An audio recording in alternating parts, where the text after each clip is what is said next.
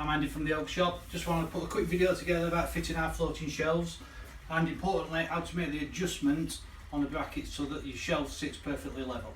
Once you've unpacked your shelf, you'll find brackets that are stuck in back of shelf. Just pull those out. You'll notice that the rod's loose. Don't worry about that at this stage. On end of bracket you'll see that there's two flats. These take a 10mm open end spanner, but don't tighten them up just yet, we'll come back to that shortly. You'll also notice that there's no screws supplied with these shelves. That's not a cost cutting exercise on our part, we just strongly believe that one screw wouldn't suit all applications. It's important to think about what your wall's made of, brick, block, how it's plastered, is it plastered traditionally or is it dot and dabbed? All these are going to take into account the length of the screw that's required. Just one other thing regarding the screws. Countersunk are not a very good idea. If you get a tiny little bit of give in that screw, the bracket tries to rock on that screw. You're far better with a panhead type screw so that it's sitting flush on the surface of the bracket. If the panhead is a little bit small like this, a washer wouldn't really go amiss. Ideally you want to be on a bigger, flatter washer type head so that you've got a nice secure fix into your wall. It's imperative that these screws are as tight as they can possibly be, else you will have problems when we come to adjust it further down the line.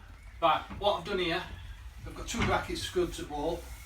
I'm assuming everybody's got basic DIY skills, so we've checked for pipes, we've checked for wires, we've transferred measurements from bracket shelf, centre points to get us pegs onto the wall.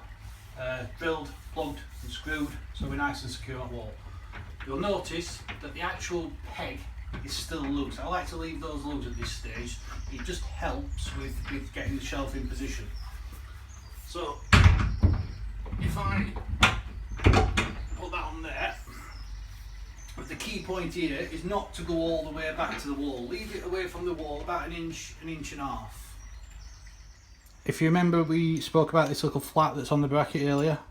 This is where this comes in. This now needs to be tightened up to the extent that it pushes the tip of the rod up to get your incline of your shelf correct.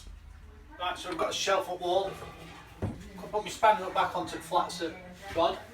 The more I tighten, I don't know if you can see the bubble from there, but the more I tighten, the more this leading edge of the shelf lifts up. So I can adjust my incline by tightening that rod up so that my bubble fits perfectly level. On a quite small shelf like this, we get away with just checking your level in centre and adjusting each bracket individually and equal amounts. Obviously on a longer shelf, when you've got more than two brackets, you'll probably find that you're going to have to adjust each end individually. But it's quite straightforward, just to tighten it up until you get that level, looking at your spirit level, before pushing your shelf all the way home, the job's done.